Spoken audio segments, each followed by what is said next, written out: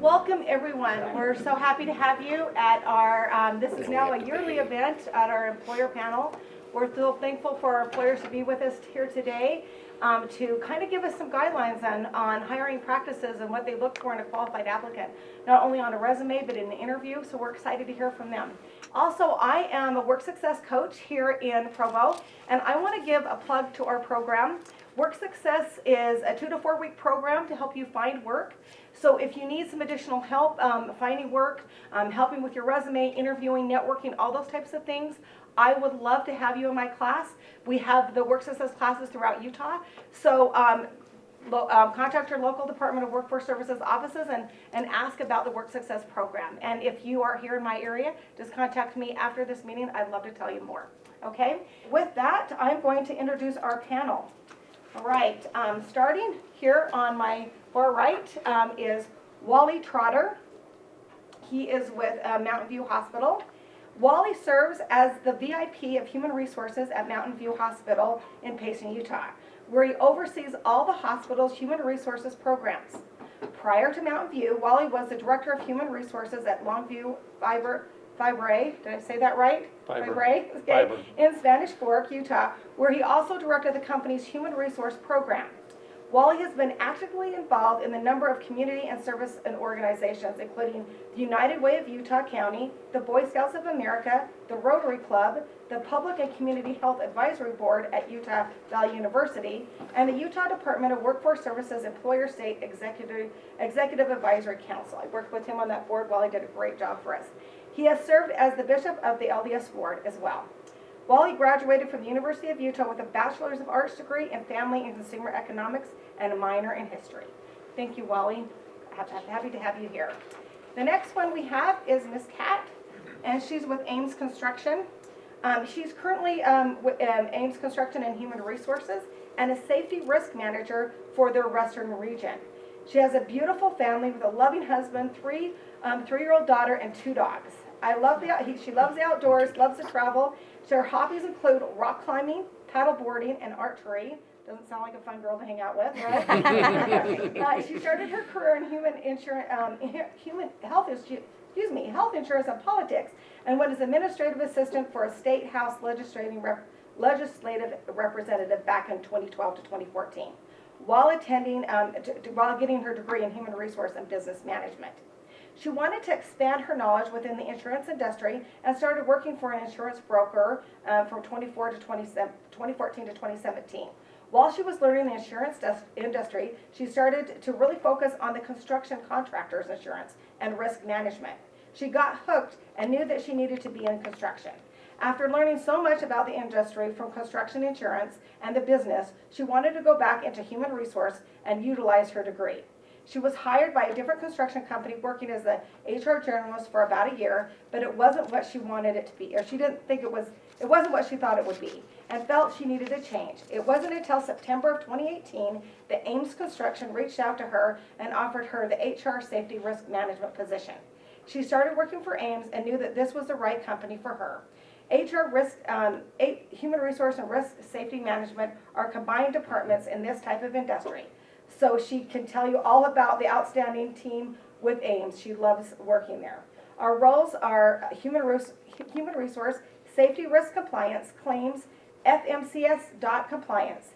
Just last year, she increases the revenue and decreased in our incidents and claims. So increased revenue and then decrease the incidents and claims. With multiple safety awards and about 40 projects within the region, including big ones in Salt Lake Airport, Salt Lake Prison, and I-15 Tech Corridor, and I-15 Northbrook, Facebook, Midvale Highway near Tooele. Ames Construction is a safe environment and have exciting things ahead this year. You're involved in about every major project going on. Yep. So, Yeah, we are. Wow, that's very nice. Thanks for being here, Kat. Okay, the next person we're going to introduce is Everett Perry. He is with Canyon School Districts.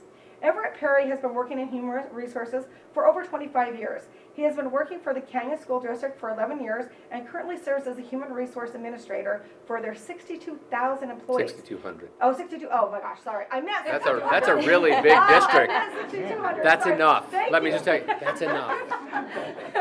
Thank you, Everett. It's never Sorry, boring. That slip of the tongue there. Okay. Everett has been a member of SHRM for over 20 years. He also served on the Utah Human Resource State Council as a leadership chairperson and is a member of the Utah Executive Roundtable at the University of Utah.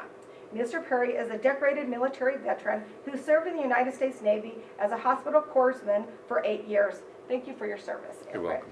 He was assigned to the United States Marine Corps Fleet Anti-Terrorism Security Team Company.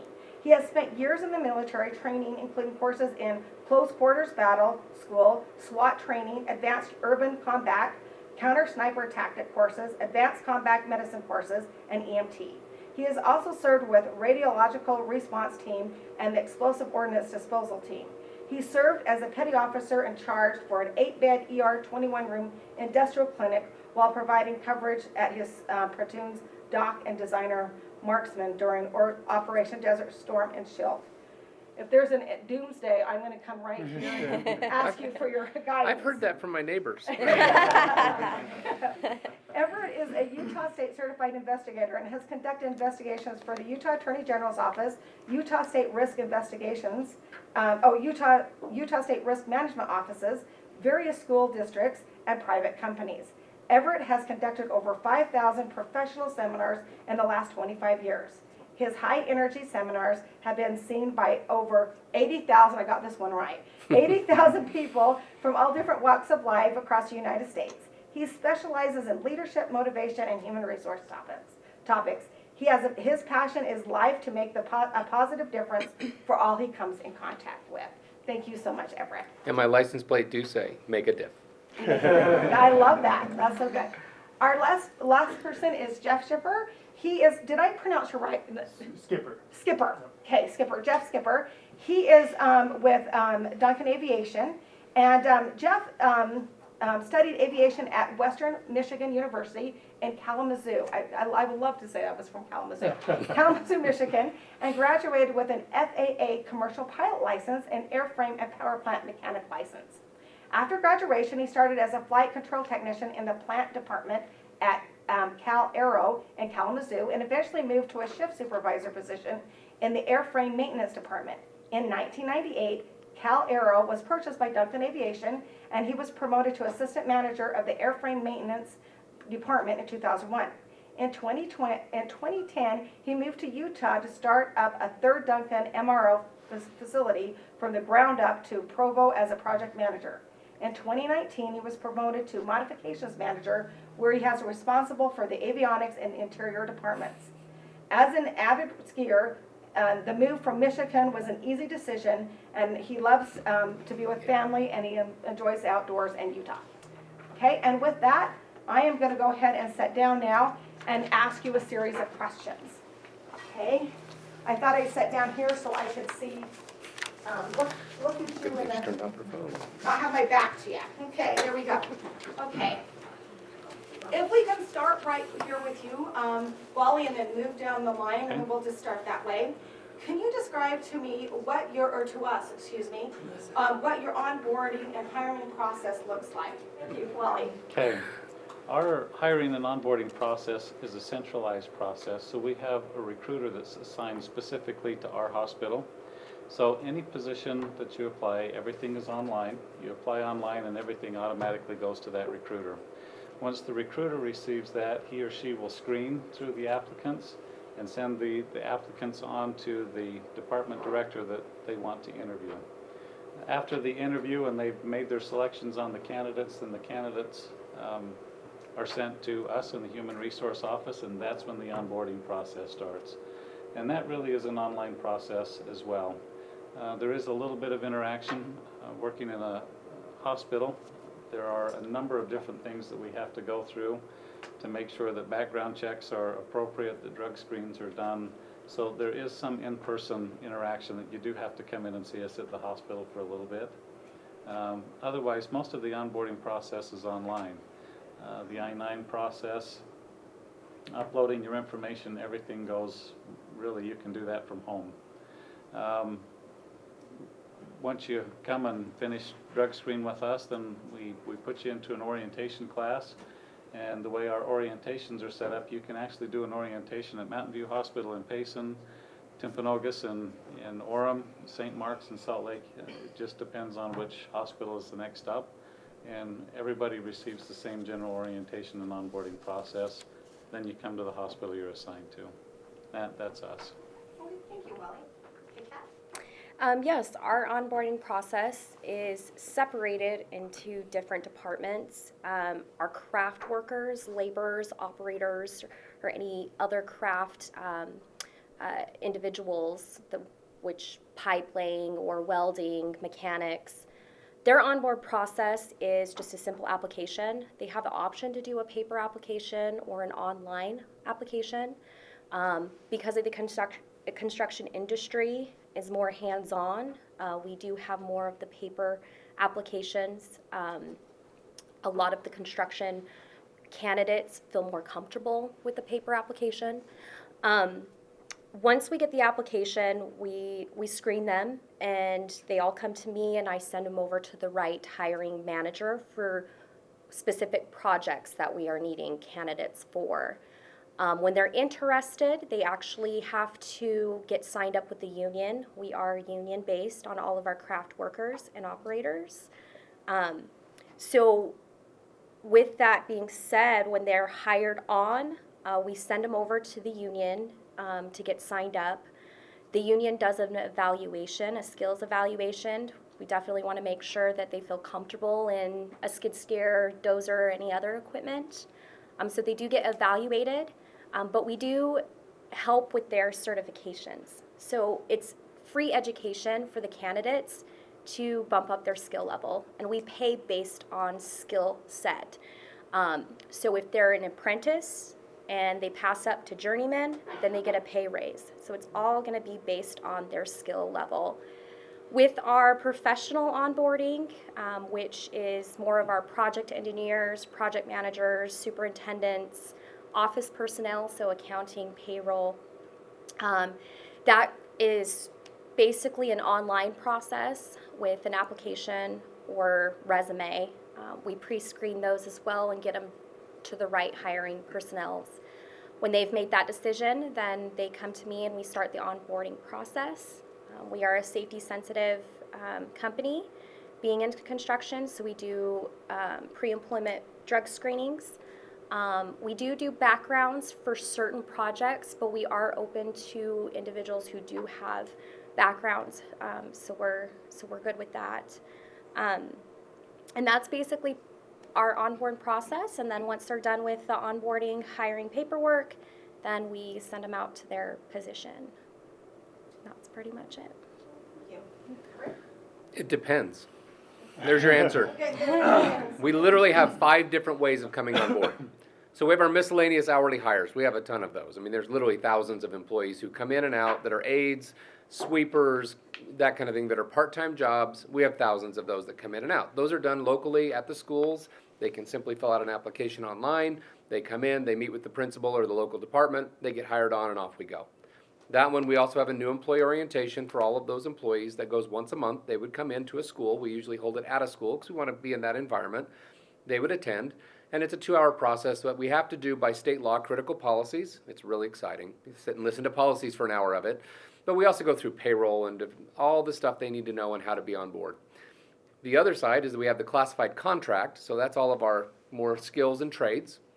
And our IT professionals, our accounting, similar to what Ames does, we do the same screening online, we bring them in, but we are different because we're government. We have to score every application. We literally have to take the application, put a score to it that says, yes, you have this skill, this skill, this skill, this skill, and if you forgot to list it, you don't get it. The person, the top candidates that have the top score get the interview. That's the cutoff. We just set a line. Okay, all those above 20, you get the interview. So it's really important in these processes to make sure you include and customize to fit the job you're applying for. Then we have teachers. Teachers have their own system. So with teachers, you apply online, and then you have to do a video interview. So there's an actual online interview you will do, conducting by yourself, and they ask you questions, and you have to respond, and it's recorded. Then we have our administrators interview process. It's a round robin structure 3 times a year, and you have to come in to get into the pool, and you interview with the top cabinet members of the school district, and writing prompts. You have to actually do writing that's graded. We have people that grade them, that part. And then we have specialists on top of that. So I mean, it's very unique. All of it is electronic. to get the application process in, except for the miscellaneous folks. We do have the new employee orientation, new teacher orientation, and new administrator boot camps that help to get that on process. But a lot of ours are still paper. We haven't reached the point of the electronic I-9s yet. Most of ours, they come in and be seen because we have to fingerprint all of our employees. Everybody has to go through the FBI. We do a full fingerprint background, so everyone has to come in anyway. We do that process, and then it comes to my desk to be approved to make sure the person can work for us. It's a little complicated because we're a government entity, and our policies and rules are all regulated by the state legislator. Thank you. You're welcome. Jeff? You. Ours is a little bit different. It's all web-based, online, through our career portal at our website. We're hiring, since Duncan Aviation is a nationwide company, our home office is in Lincoln, Nebraska, we have another facility in Michigan. We'll list 2 to 3 dozen openings any given time on that website portal. You can sort that by location. Various disciplines are all posted by the area managers as they need positions. They'll get that approved through our senior team, and then it'll post on the website. The applications will come through that website, and the manager will be notified, so they look directly at the pool, and then they'll decide on the disposition of each candidate, in which case if they're going to be rejected for whatever reason, they'll reject that candidate, they'll get an email back.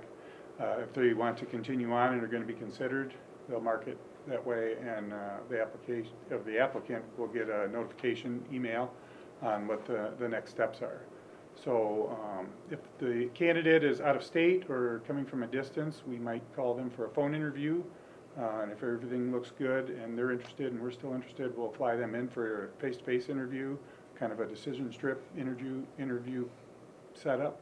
And if things look good, we'll make a verbal offer at that time, backed up with a written offer through the system. If they're a local person, then we'll just probably have them come in for an interview directly. Once everybody's happy and they sign on with us and accept an offer, there'll be a 3 to 4 day orientation process to onboard. If they're in a safety sensitive position, they'll go through all of our employees are subject to random drug testing, but the DOT positions are definitely going to be in the pool for that. Most of our facilities are at a secure airport, so there will be badging requirements that will have to happen, and at that point they'll go through a background check then.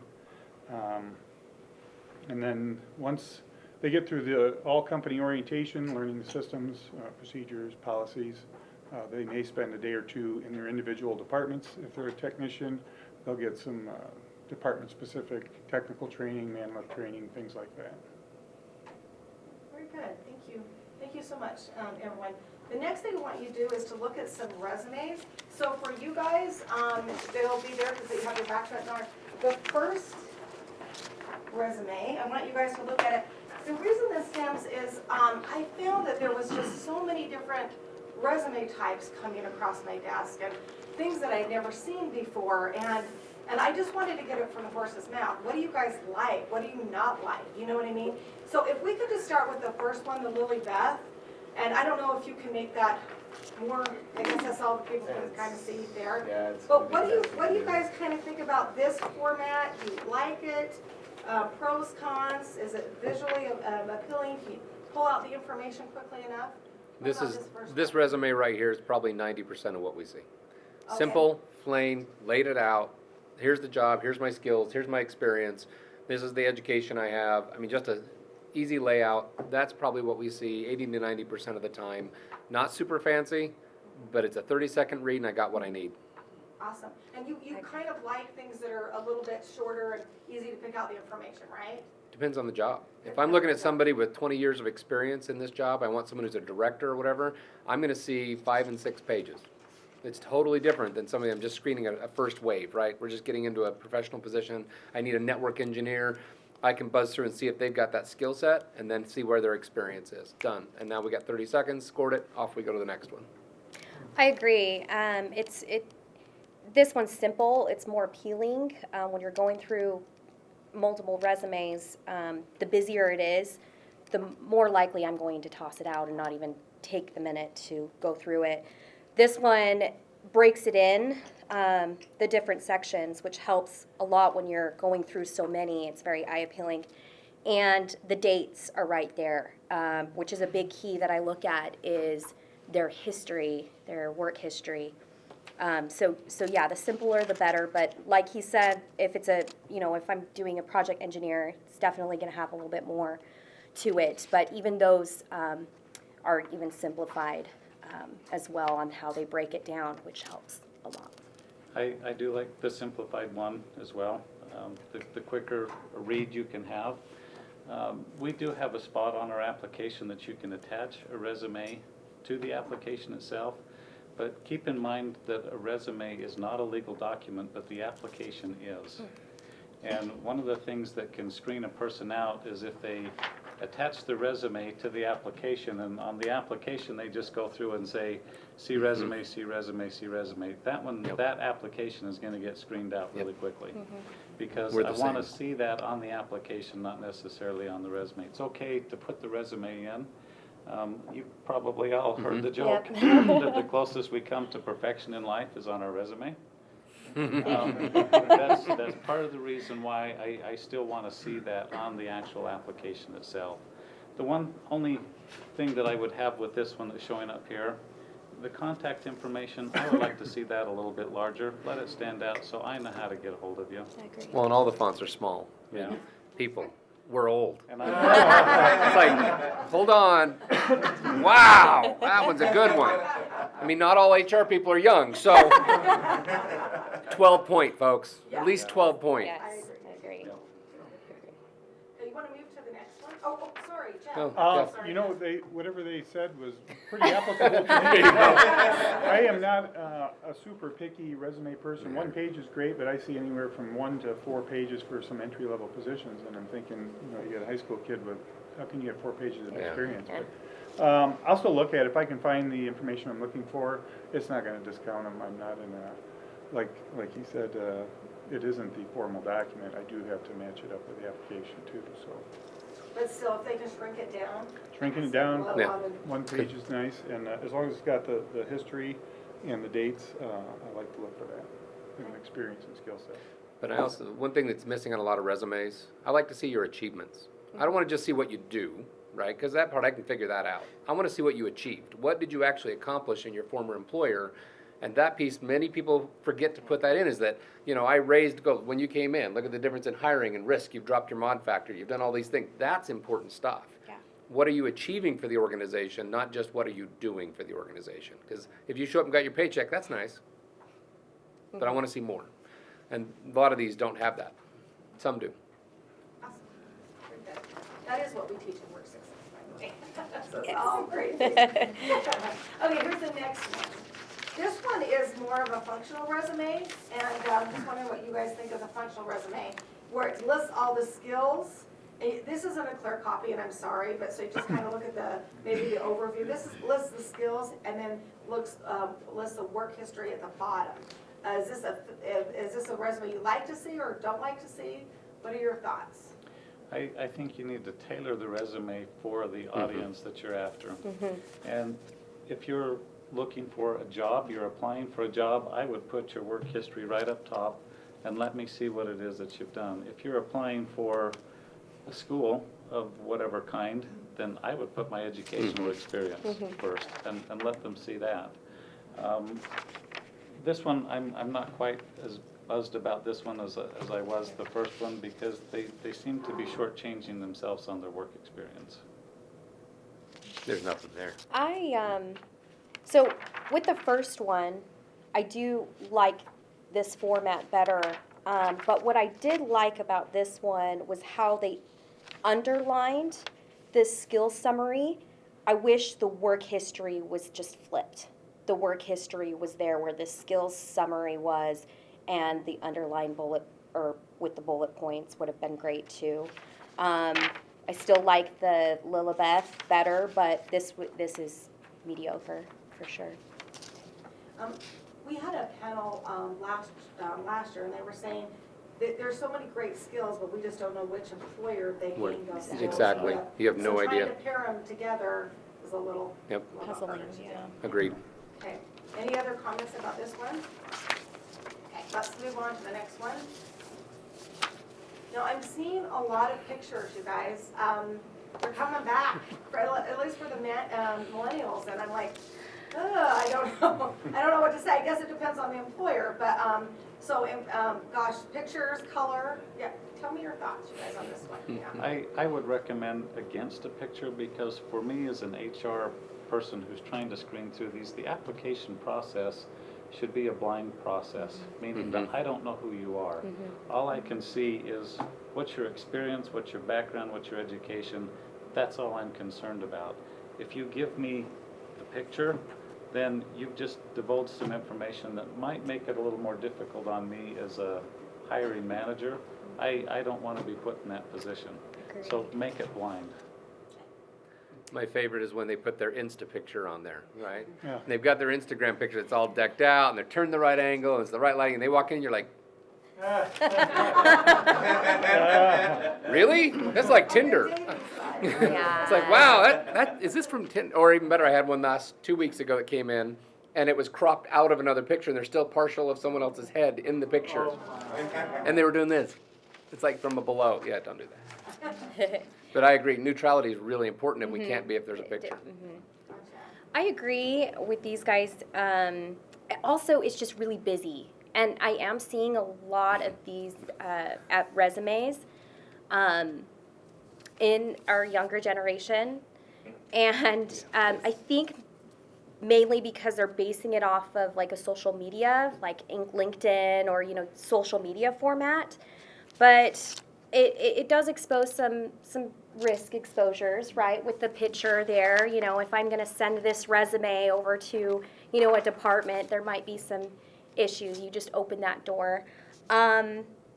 Also, it's just busy. I don't know what these charts are about. They don't tell me anything. My eyes are just everywhere. And so when that happens, most likely I'm going to move on, so. Our last panel said the same thing, and you need to have like at least a 1 to 5 or something to show your strengths in those areas or something, but it is a little busy. A little too clever. A little too clever. Yeah. A little too clever. They may think it's intuitive to us, but it's not. It's not. We don't want to think that hard when you're just looking for a few pieces of information for the Right, website. you don't want to have to do that. Okay, good. Okay, thanks. Let's move on to the next one. It just, one thing I was going to ask you guys, if somebody was going to do a split resume where they have skills on one side and then they have like work history and education and certificates on the other, do you like I don't know if you like the split resume, first off, so you guys don't like it anyway. If Not they really. gave it to you, would you like skills on one side, on the left side, and the work history on the other, or does it make any difference to you? Well, the funny is I'm going to be reading the work history and the education down the left side, and the skills I'm probably going to skip. Because the reality is I'm going to be able to take it from what they got in their work experience to say, what are you doing there? That's what I'm looking for. I mean, I can figure out the skills later. But reality, you need to be bulleting it into the system so we can see it all connected to each other. Because then you've disconnected yourself. Where does this skill apply to this To job? this job, yeah. And not this. And I have no idea. what are Okay, the little black gotcha, boxes? gotcha. That's a little weird, and we have no idea what that Exactly. means. Okay. Again, what does this mean? And also, Plain I checkers. don't know if I need to go across or up and down. My eyes Yeah. are just all over the place. So, I agree. Okay, with you great. guys. So far, the first one, the Lily Beth, with the 12 font. Yeah. 12 font. Yeah, there you go. And a little bit more for your successes would Right. be the best thing. Okay, this is our last one here. Talks about his life's. I'm so happy for Marcellus that he has a balanced life, that he can rock climb and do all those things in his life. I'm so glad for him. And let's get to the resume. So, I mean, it has this little graph over here, and it talks about his balanced life, and it's like, okay, but what are you doing, right? I don't see how that applies. And it might be a little pretty, but again, the picture issue, right? I'm not jumping on that part of it. I pretty. sometimes, I get nervous sending a resume if I have their picture on it. It just opens up so much doors with compliance and diversity issues And we want them to come in blindly. And we want to show based on their skill set and what they've done, not by their face. And so yeah, the picture, I just And don't so like you to guys, do. I'm getting across the board, you're not into the graphs, this is how I spend my time, that type of thing's not a favorite of yours, okay. It's And- really easy to skip over. It's unfortunate but true. And when you deal with E EEOC, ADA, and all the requirements under affirmative action, we don't want that on there because we have to be able to defend a neutral hiring system. And to do that, I got points, I got all this structure, it's easy. Yeah. They put a picture in there, it causes chaos. And I know you love raising your kids and everything, and if it's to help explain a gap in employment, but to put all your personal hobbies on the bottom doesn't always jive very well unless you're in a company that really feels good about being in the beanbag chairs. I will say that the picture in this profile is great after hiring. If they're in a professional management position, marketing, or and they create their LinkedIn profile with the company, this is a good. This is where this format would work, but just not as they're doing the hiring onboarding process. But related to resumes and LinkedIn, make your LinkedIn profile professional too. Oh, yeah. Yes, I please. see these pictures would be great on a LinkedIn profile, and Right. I would tell you to do that, but I have seen an awful lot of pictures that just make me go, wow. Would I really be interested in that person? Right. Um, Agreed. LinkedIn On the is beach. kind of your online resume, so still be aware of what it is that you're posting and putting out there. Agreed. I don't mind seeing a little bit of personal life interests, especially if it's somebody that's relocating. For example, if I saw somebody that liked rock climbing or skiing, that tells me they really are motivated to be in Provo. If they like corn and open spaces, maybe Nebraska. Yes. Lincoln. Yeah. So a little of that's okay, but I agree with the rest of them. You see some of this, it feels like they wasted some space that they could have put something with more substance in. More substance, okay. Thank you. That gives me an idea of what your feelings are, and keep it simple, right? Keep it Right. simple without the picture, awesome. Okay, let me just ask a couple of questions from you. Again, we're gonna start about resumes. What impresses you the most and least on a resume, and how much time do you spend looking at a resume? We can start with you, Wally. One of the things I always kind of makes me smile is when they say, I worked for this company and I helped them save $18 bazillion and I cut this by 400,000%, and I think, well, was the company a dud before you started working there? Or what? It was like they single-handedly came in and saved this organization. It's great to put your accomplishments down of what you've done, but put them in numbers or in a format that would really make sense to me as someone who really doesn't understand your business.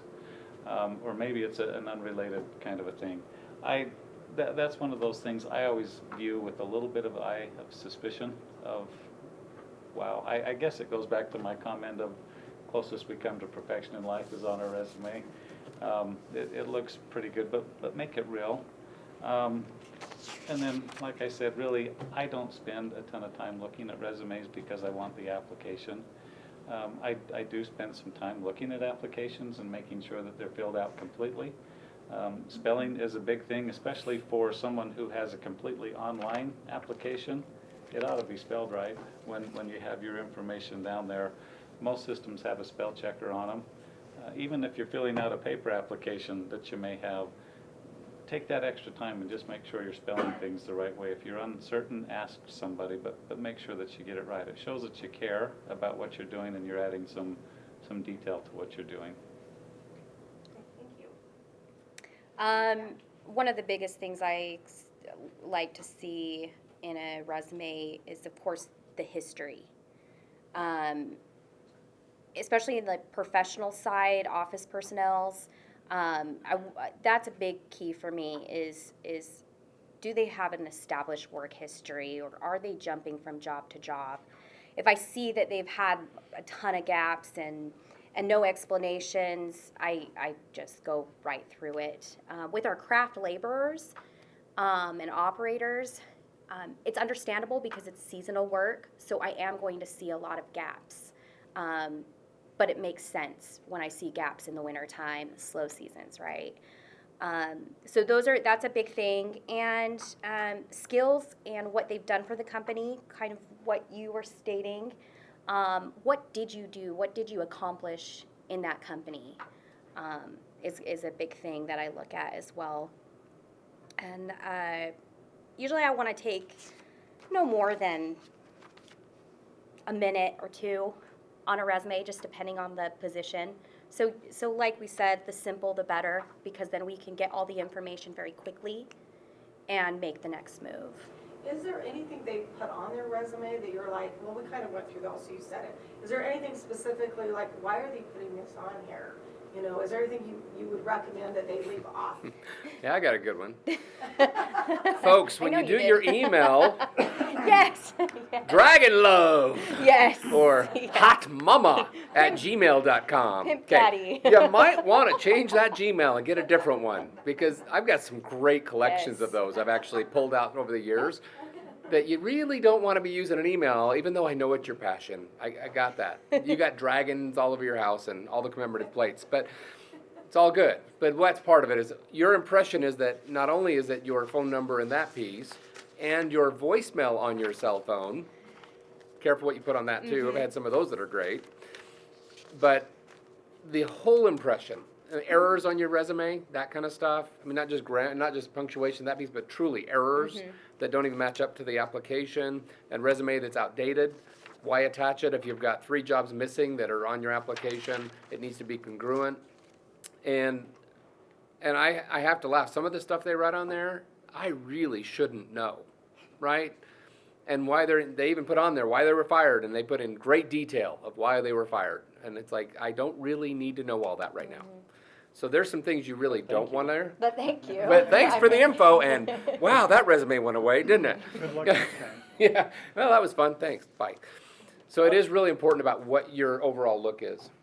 And I like to see that they put some thought in it. I think you mentioned earlier, tailor it to your employer. Respecting The Yeah. job at the I've seen employer. so many that had in the objective line at the top, you know, the previous employer they sent it to. That happens so many Change times. it. So, tell us in your job history how these skill sets you had in that job would Last apply to week. the one you're looking for.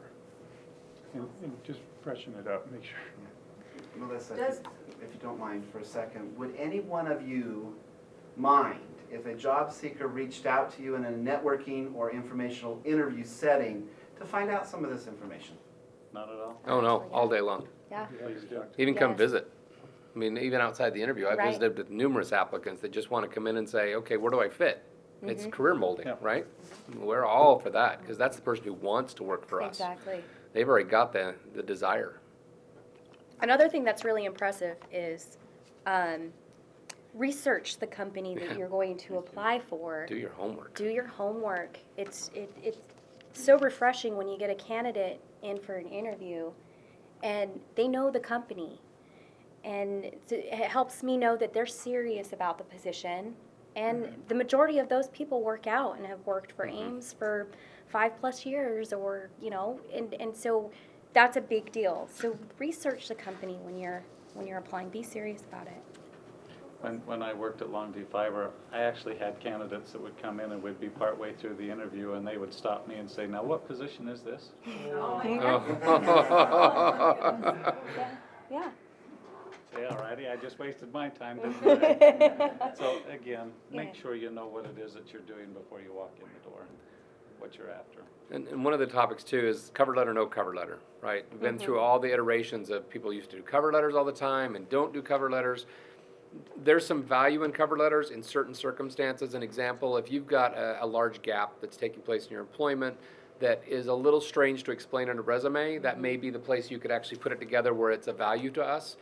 Also in your cover letters, I've got people that bullet out the job specifically. So what they're doing is they're actually putting it in to say, this is where I match. This is where I match. But it doesn't really quite fit a resume format. Careful of name dropping.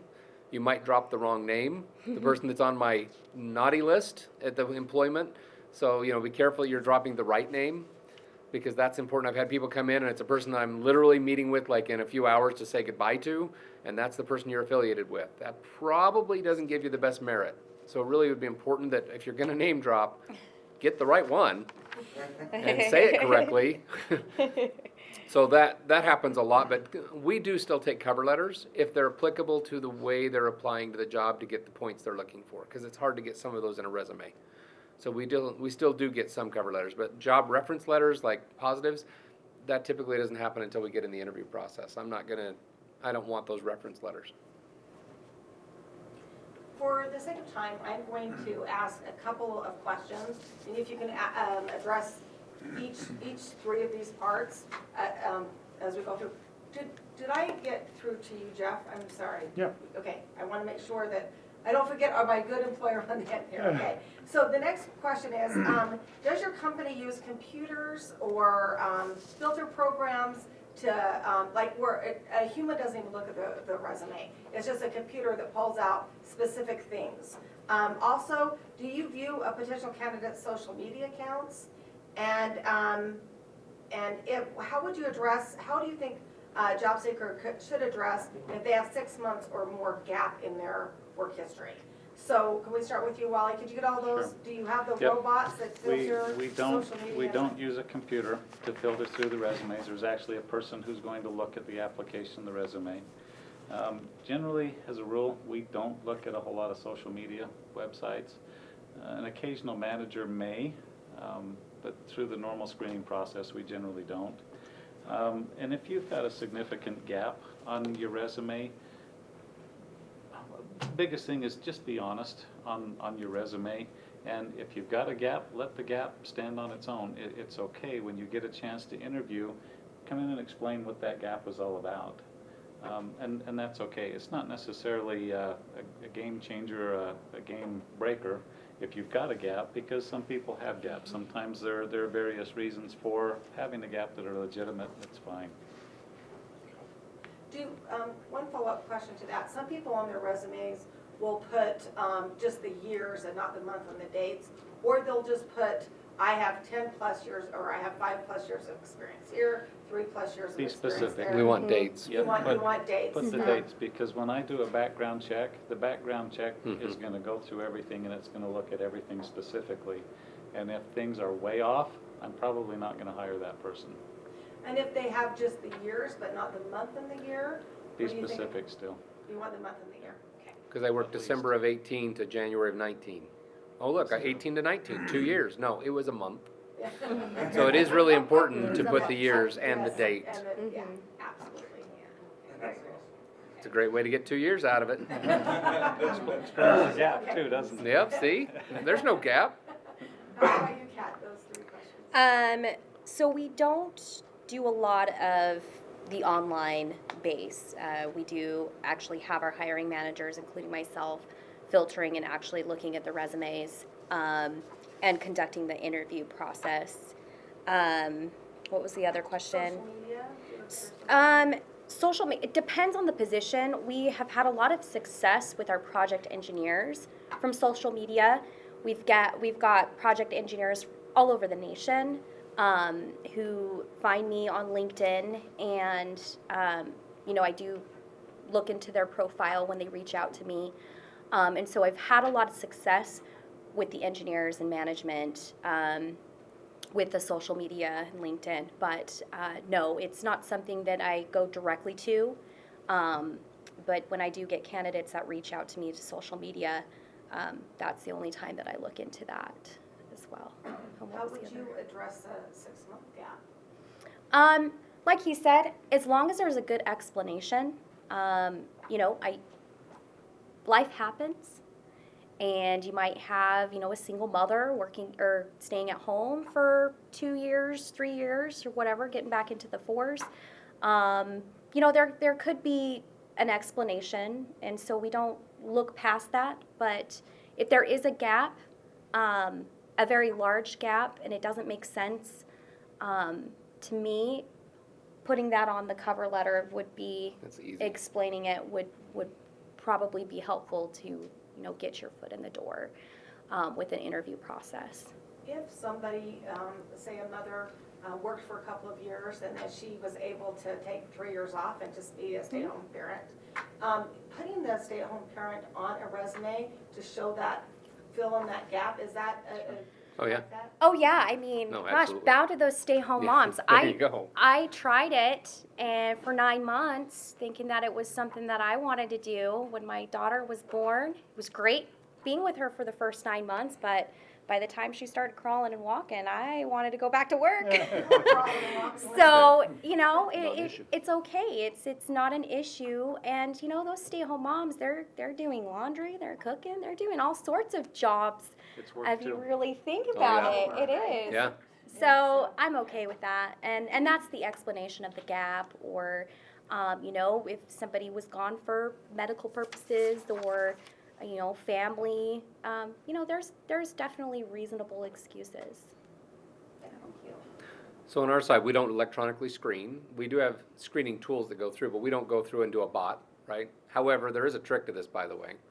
So here's the trick to a screening bot. All of them do this. You have no idea.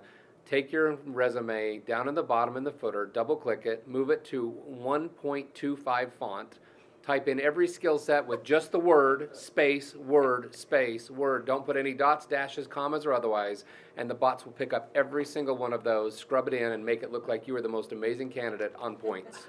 That's how they work. And here's the trick: turn them all white. So you get it all done, type it, turn it to 1.25, highlight it all, change the font to white, and it'll never print. No one will ever know it's there, but the bot sees it. That's how it works. Sorry. It's like The Incredibles. You just learned the backdoor secret. But that is how it works. You just embed it on there. Nobody even knows it's on there, which is quite entertaining. Unless they open up electronically and they see you mistype something and it shows up in red and they're like, what's that red little squiggle down there? Don't mistype it. The other part, gaps, absolutely. We have tons of returning to workforce for all kinds of reasons. If it was related to wearing an orange jumpsuit for 6 months, that's a whole different topic. Because if you've been in jail for 6 months, yeah, well, you're probably not going to come work for a school district. But I you mean, could come work for See, us. there are, okay? right. But there are employers who are felon friendly. Yeah. And it works because there are specific jobs where it's not going to be a big deal. A school district is definitely not one of them. FAA is not going to be one of those. But not at the airport. Right. We So wouldn't that's put the them at the difference. airport. Yeah. Right. So it's all based on that. And I We would have be to be. qualified maybe at the hospital. Depending on what it is and the nature and how long ago and all that stuff. So it is really important to know what that gap is. But I've got people that are working and come back after 5 years of retirement or 6 years. They just want to go out and now they need something to do. Great, come work. So for us, not a big deal. Just address it. And I should say, Department of Workforce Services does do bonding, if you didn't know that, for those that you might be hiring with a background. So very awesome. How about you, Jeff? Very similar, no computerized screening, it's all human screened. As a rule, we don't look at social media, but like, well, some managers might go out there and get curious. And the gap in the work history, same thing, just be honest. We're gonna notice there's a gap, we're gonna inquire about it. If there's a way to incorporate it into your work history and say, hey, my ailing parent needed my attention for 2 years and that's why I left this position, we'll know that. And but be prepared to talk about it in an interview if No, it comes up. I've had some people that I've been assisting, and it wasn't, they weren't helping somebody else. They themselves were temporarily disabled for maybe a couple of years. How would you address that on a resume? Would you put it in there, or would you just leave the 3-year gap? Or how would you address it if you were temporarily disabled and you didn't work and you did not go to school, but you yourself were disabled? So now we're opening the ADA door.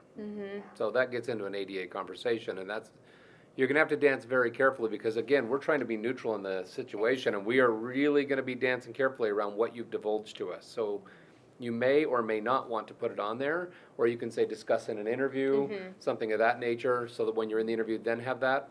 And if that comes up, then we would probably engage the ADA Interactive if there is something that you've disclosed to us that needs to have some accommodation in the interview or application process. But be really careful how much you divulge to us because it may tie our hands. If the result is you don't need a reasonable accommodation for the job, I'd probably leave it out. Yeah. Or it can explain why you're gone. Personal health issues. If they Sure. have personal Done. health issues, and just leave it Keep at it that. simple. Keep it Keep it simple. Super simple. Right. Okay. But address it in the resume. I don't wanna know about that bunion that lasted so long, Yeah. right? I don't wanna know. But People keep tell it us personal about health. health, Personal personal health information, you know, there's the it really HIPAA, ties our hands. we wanna plug our ears, so keep Mhm. it just help Keep it personal simple. issues But or, if it does require reasonable accommodation, it's not a showstopper. We Yeah. Oh, no, can absolutely. work with that, Right. for sure. Let's kick it in. Gotcha. Okay, so we're now moving towards the interview. So, starting with Wally again, what impresses you most and least in a potential candidate during an interview? I think physical appearance and presentation is a biggie. My uncle always had a little sign up on his desk that said, "You never get a second chance to make a first impression." That is your opportunity. I coach a lot of people on what do you do when you come in. Come dressed appropriately. If you come to the hospital with me, I would expect that you're going to come in a shirt and a tie. Or if you're a lady, you've got a dress or a nice pantsuit or something like that on, but you come dressed professional because that's really what I'm looking for. When I worked at Longview Fiber, it was manufacturing. I didn't care if you came in jeans and a t-shirt because that's what you're going to be working in every day while you're out there, and that's okay. It needs to be clean, needs to be appropriate when you do that. One of the other things that I always coach individuals, in fact, I talk to a lot of students, when you go into the interview, and this is me, I say, take your place in your seat, put your hiney all the way to the back of that seat pan, and then leave it. Because what I see in interviews is, interviews are a nerve-wracking thing for people. It's one of the most nerve-wracking things you can intentionally do to yourself. And I watch this. And they put their feet up and they're moving around. it's just gonna like lounge in my Do this. chair. When you start doing that, what do you think I'm paying attention to in the interview? The Posturing. calisthenics that we're doing right Yep. here in our I chair. love when they do that. So They're all, get your position and hold it. It's okay to lean forward. If you'll notice us, as we've talked today, all of us have really sat that way. Is it okay if we bend forward, we use our hands to, sure, do that in the interview, but how do you present yourself? And do you do it professionally? Can you speak well for yourself? No, can you speak to what you just put on your resume or your application and give me an intelligent response of why it is the way it is? When you get asked a question, is it okay if you don't know the answer to stop for a second? Yeah, of course it is. Or if you get asked a question and you're not sure, gosh, how do I respond to that? It's okay to take a second and think about it. I always coach the students, when I ask a question in an interview, if you can respond to my question with an example of something that you've already done, that is the best way to answer the question, because number one, it says you were paying attention to me and you answered the question appropriately, but number two, and most importantly, you're showing me that you've already done what I need to have done. That's what I look for. So Wally, I'm wondering if we have your permission to show the calisthenics in all of our workshops? one more time, give them a little. I'd be happy to demonstrate. Okay. So Kat, what impresses you most and least about a potential candidate in an interview? What impresses me is, of course, how you're presenting yourself, with the way you're dressed coming in. Of course, if it's for, craft laborer, worker, operator, it's understandable. I don't expect them to come in a suit and tie. But yes, just presenting themselves very professional, regardless to what position they're applying for, and really selling themselves with the skills based on their resume. One of the least things I like in the interview process, and I see a lot of this in a younger generation. I've been attending a lot of seminars on learning about the different generations, Generation Z and millennials, my generation. I'm seeing a lot of candidates who have great resumes, very impressive on paper, but they're lacking that social interaction skill. And psychologists are seeing that this is a big issue because they're growing up into a technology generation, social media. I mean, if you go to a school or a park, just observe the kids around you. They'll be texting each other, okay? And they're in a circle together. So there's definitely an adaptation there. But I do get pretty irritated when a candidate feels like I owe it to them. I want Fridays off. I want weekends off. If I could just get off early on this date or this time, and I want 3 weeks vacation, twice and it did the accommodations of what they're wanting. It's just so unprofessional. But I am seeing a lot of that in my generation and younger generations. So.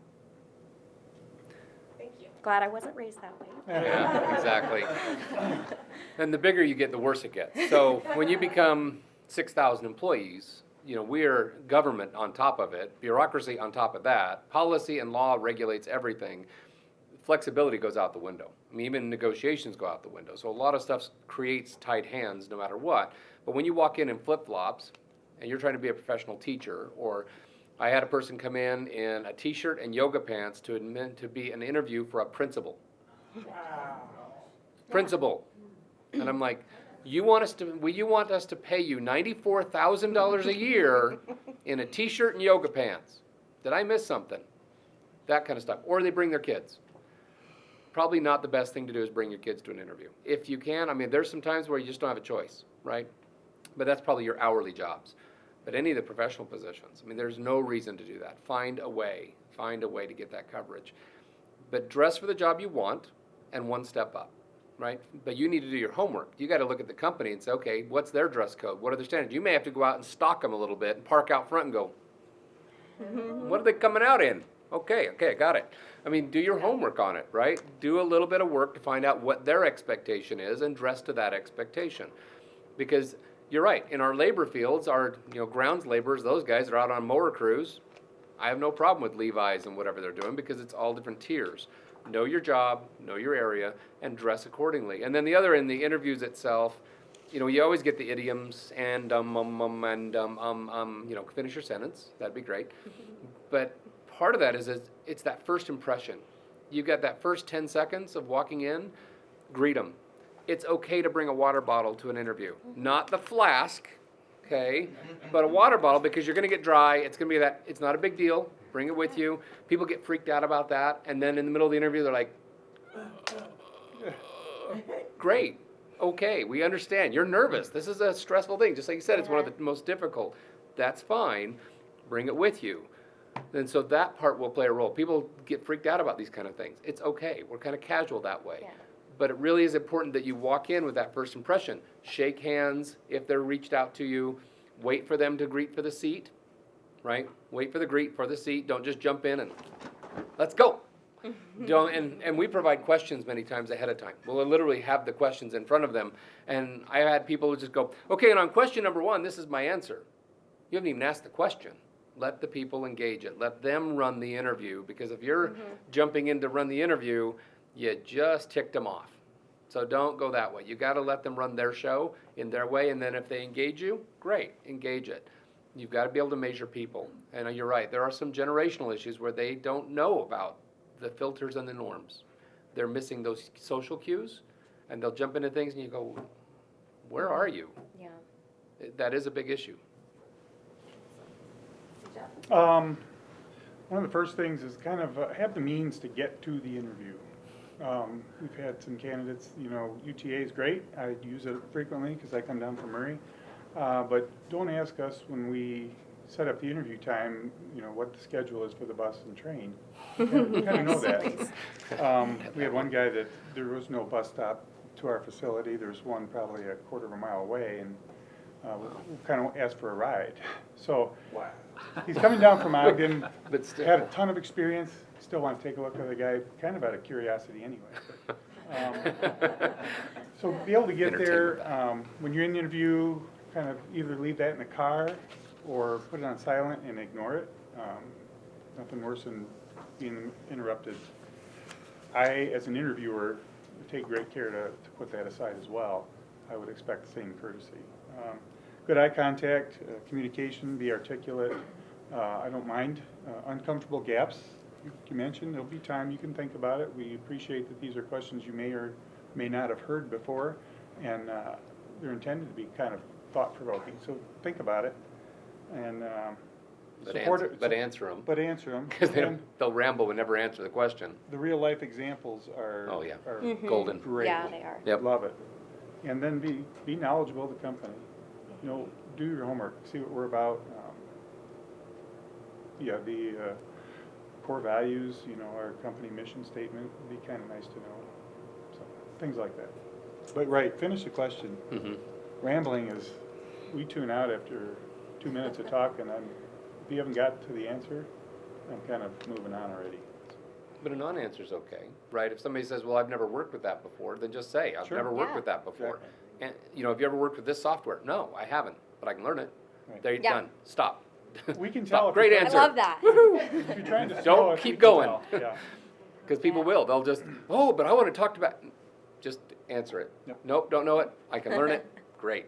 Moving on. Just be honest. There it Yes. is, yeah. The integrity there is it's such a big key when first impression, when they can just be honest with you, even with the gap history or, you know, just answering that question or not Right. knowing the answer. It's just so reassuring when they can just have that integrity to just be honest. And on your application for our world, it's crime.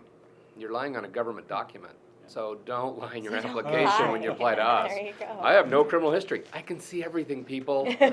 I get the whole APHIS report from FBI. I can see your whole life. Don't do it.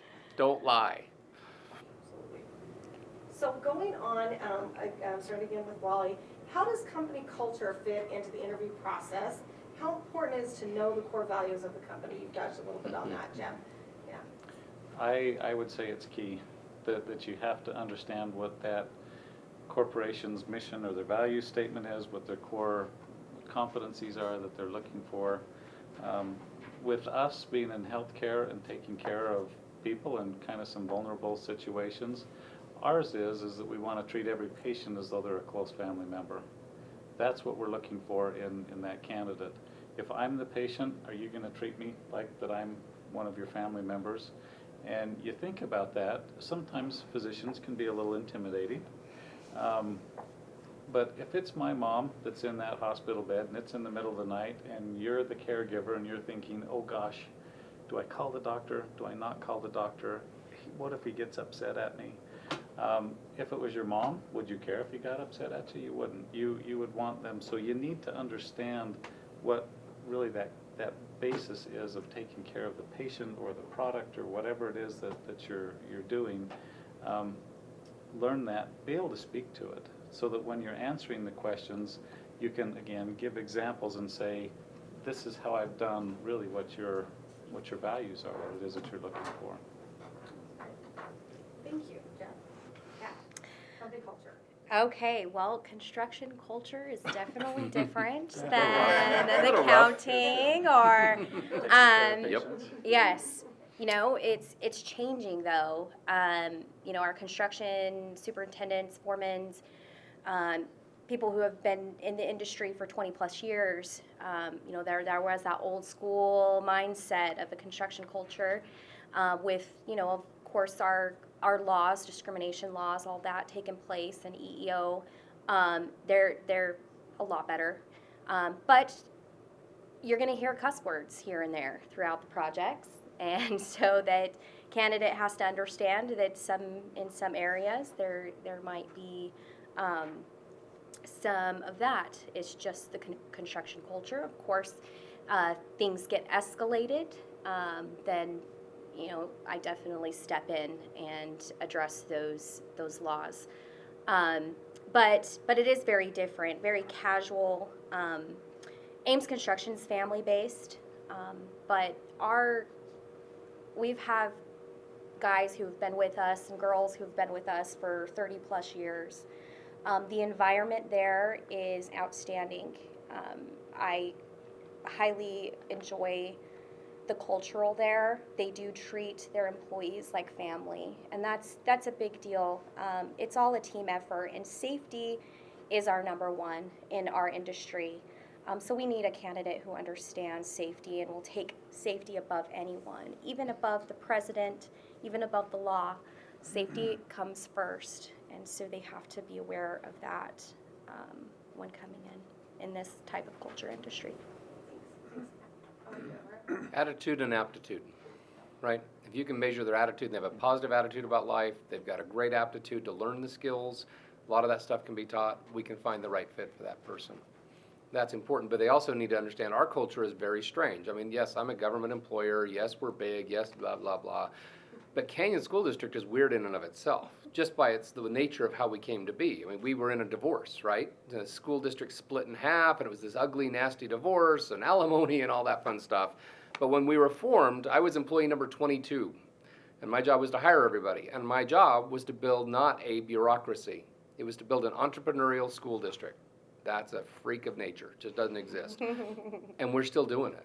It's still fun to work there. I think that's the difference, is that we're making it fun, and we're trying to change history. This year we did. As you noticed in the news, we jumped all of our teachers' starting wage to $50,000 a year.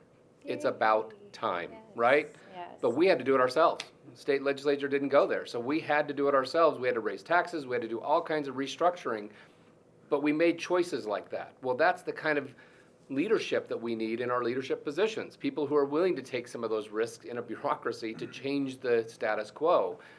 So when we're interviewing, we're looking for fit. And we're not looking for fit of how long will they last in 6 months. I mean, I've got employees, literally, I have an employee who has 47 years. 47 years, they need to retire. But we have employees, 47 years. I mean, I have a bus driver right now that's 81 years old. And he's great, man. This guy rocks down the road. Don't get in his way. And he's doing body work in the summer. Seriously, he's actually pulling dents out and things. It's pretty crazy. But that's the culture. You need to know the culture. So when you come into an interview, you should do your homework.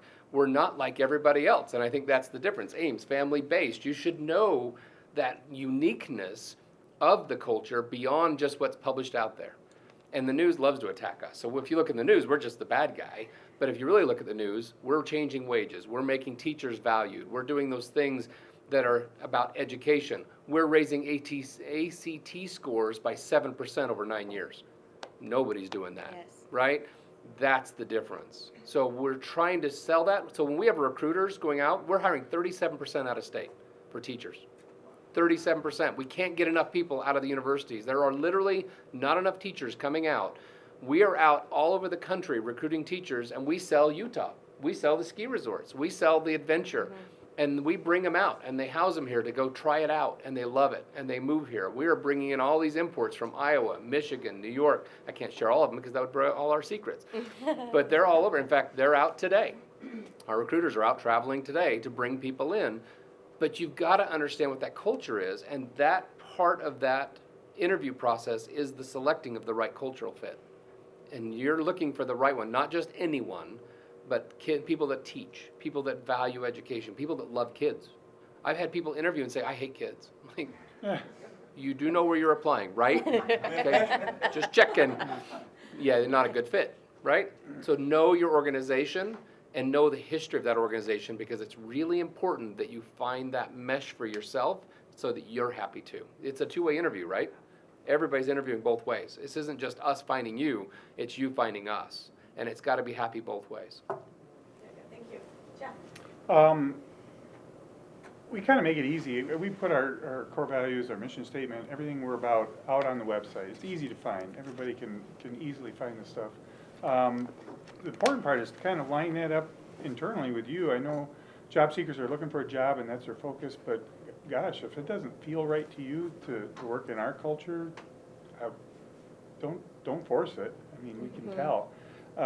It is a maintenance facility, so you can expect there's a lot of shop type atmosphere, but it is a little different than that. Our operators come in from all over the world to bring us their aircraft, and they are free to roam around in the whole facility, check out the shop, so they may be around the corner at any given time. So while the shop environment may be conducive to that type of behavior, it's not. You got to be on point. You're on stage all the time is what I like to call it. So if you're not comfortable with that type of environment, if you think you're going to be more comfortable in a laid-back shop environment, maybe some airline depot maintenance or something like that where you're not going to be on stage is a better fit. So, but we make sure in all the interviews I sit in is I want to make sure these people know you're going to be in a very visible position. So I had to let a guy go who was on the phone with his girlfriend cussing and swearing and threatening to strangle her, basically. And a customer overheard that and said, Yep. that guy's working on my airplane. And I said, well, not anymore. My $10 million airplane. Yeah. Right? So, it's just, yeah, it's not for everybody.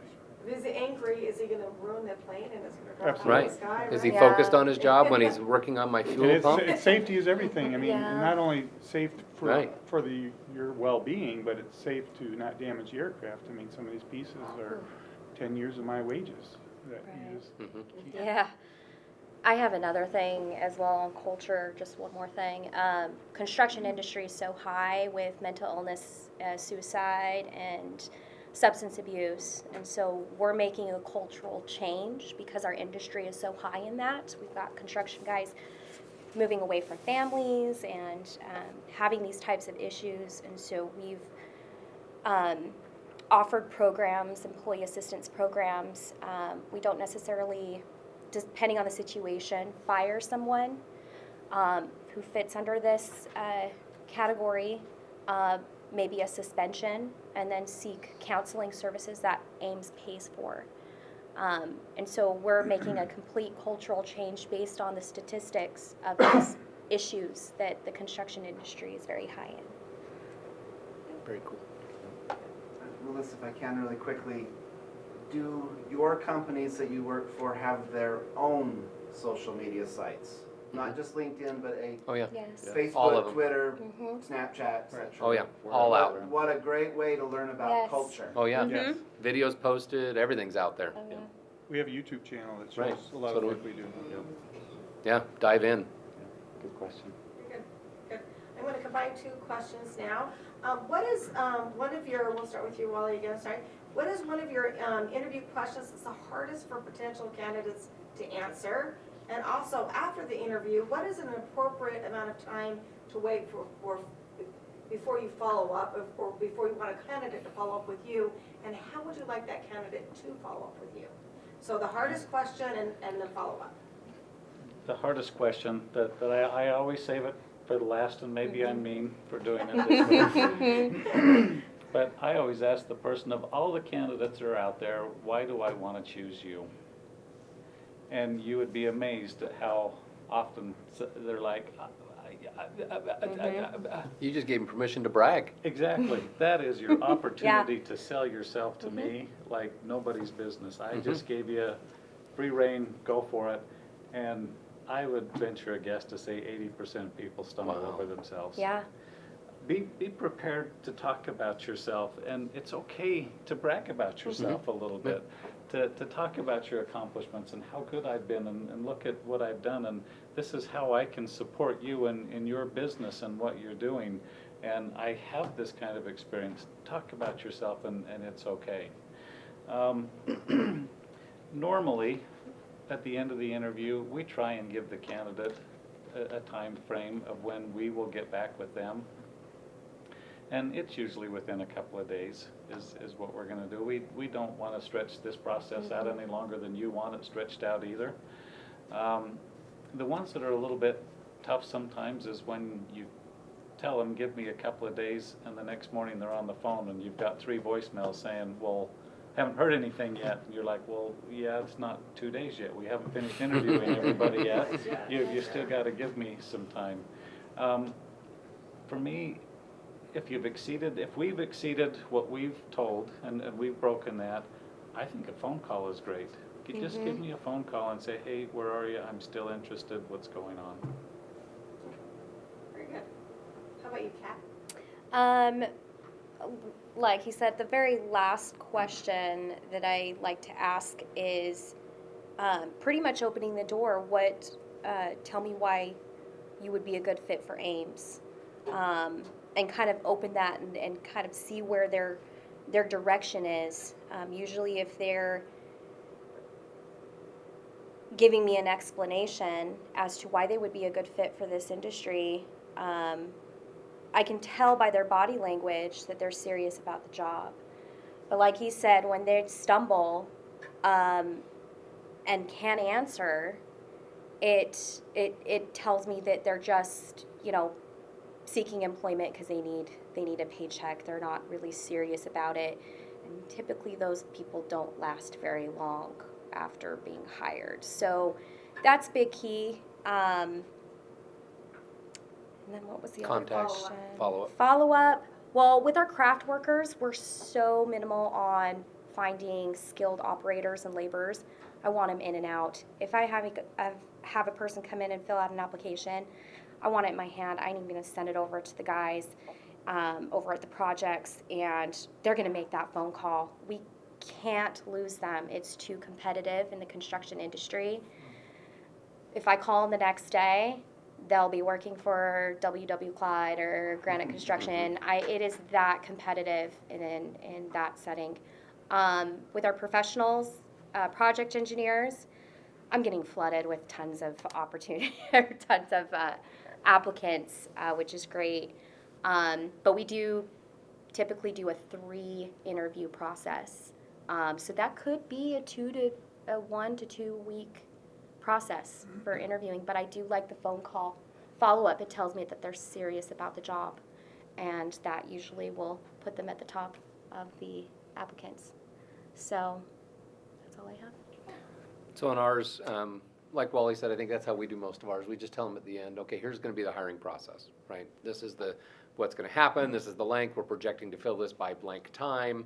And then if we've crossed over that line, I would expect a phone call, right? I also typically will get an email that day or the next day saying thank you, right? The little thank you email. It doesn't need to be a thank you note. A thank you email's fine. If you didn't get their email address, ask for a card before you leave. Get the email address, send a little thank you note. And it's okay to hound them a little bit, but do understand it's back to it depends, right? If I'm dealing with professional positions or my classified positions and they're coming in, I'm going to make those decisions fast. We lose them so quickly, we got to get them in and get them hired. But we're hiring teachers now for August. So, and administrators, they're in the pool for 3 years. So you'll interview and you may get a job 3 years from now from that pool. It's totally different. So a teacher will interview now and may not even get an offer until April or May. But that's normal. And here's our problem. There's a teacher shortage. They're going to get swept up too. So we can't delay on it. We can't stall out and say, well, I kind of like this one, but they're gone. So you do have to go quickly like your operators. It's the same kind of problem, but they aren't getting hired till August. So they're getting a job 6 to 8 months in advance at times. And administrators literally are years out. Could be potentially 3 years from when you interviewed to when you get the job. So it's a weird timeline in our world because of the nature of the positions. And then our question, one of the toughest is that by mandate, under state law, we have to talk to the previous supervisor. And I'm going to tell them, when I call your supervisor, it's not an if, when I call them, what will they tell me about you? And they're like, oh. Well, they love me. Okay, great. Or, well, then, right, I get the hem and the haw. So that we do actually have to call on references by state law. So that's a little tougher because you're applying to a school district. We're going to make a call and they may not know you're looking. We're going to let them know you're looking because we have to call on those. So it is a little awkward and people get very uncomfortable with that. I've had people withdraw to say, I'm not interested in the job now if you're going to call. Good. We're not either. Thank you. Same thing on the follow-up call. We'll tell you the timeline on the position, and if we exceed that, give us a shout. Hardest question, there's a couple of them I like in particular that kind of get some thinking, and it's intentionally ambiguous, but I guess one is, what questions do you have for us? The last question is always, what questions do you have for us? And it's always nice when somebody's prepared to, their level of interest if they have a question for you. Sometimes they get answered during the course of the interview and they have nothing, but if somebody's taking notes or writing a few things down, that tells me they're engaged. But the one question that catches them off guard is, what makes an individual successful? And we just leave it at that because they're always like, well, you mean at home or at work or, yes. And one thing I would do, you brought up a good point, is that when we do, and we always give the chance to ask a question, right? Right. What questions do you have? Have one, people, right? And one of the best I like to have is, why do you work here? Or why do you enjoy this? Or those kind of things. Interview me. You want to have the Yeah. interview of the interviewers to say, why do you work here? Well, I love what I do. And you're going to learn so much more, but it shows the engagement, right? You want to know, I hate it here. I'm out the door. You need to interview them a little bit too, because you're changing your whole life. And if you're willing to change your whole life on just what they told you, I've got some oceanfront property in Arizona for you, because you need to be interviewing them right from the beginning. And that's important. Wait till you get your turn. Don't jump in the middle and try and interview them. Wait till the end, and when you say, what questions you have for us, ask some. And you can have them written out. Have them written out based on what you've learned and take notes, but ask some questions, because if not, you're not engaged. You really are just accepting us at face value and not asking important Yeah. questions to change your life. That's important. Not benefits, not money, all the other stuff. Because we only have a couple of minutes, so we could just, maybe I can address these next two questions just to the whole group. We just have a couple of minutes here before we turn it over to everyone else. How would a candidate, if they were let go or fired from their last job, it's kind of a touchy subject. I have a lot of people ask me this.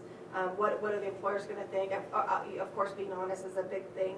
How would you, in your experience, have there been people that have addressed this question well? Just tell What us. does it look like? Literally, just tell us. Be honest. Have a conversation, and if you screwed up, admit it. And guess what? I'm not going to do it again, I've learned. right? I'm not going to do it again. The worst thing you can do is bash your previous Oh, employer. yeah, don't do Throwing it. them under the bus and making it all their fault is automatic Yeah, red but, flag. yeah, but it's their fault. Yeah, but, no, just own it. Have some ownership. Right. Great, let's go. But if you said, I've learned from it, you better have learned from Yeah. it, because if you Yeah. didn't, you're gonna repeat the mistake again, and I'm gonna fire you. Yeah. And you don't want another one of those on your employment record. So make sure you've got that under control, whatever it was. Or if you can't get it under control for whatever reason, then don't go down that road for that kind of employer again, or whatever it is. Try something different that's gonna fit a little bit better for you. Change your life. Yeah. Our industry's kind of tight knit. There's a good chance if you came from our competitor, know. we're gonna know why you got let go anyway. Yeah. So Same to with be the honest- construction. Same thing in our world. industry. Yeah, we talk. I mean, we have open conversations between districts. Yeah, we're Same thing. contracted with other contractors, subcontractors. It's a close-knit, tight community, and so we usually know. But honesty, we're human. We make mistakes, okay?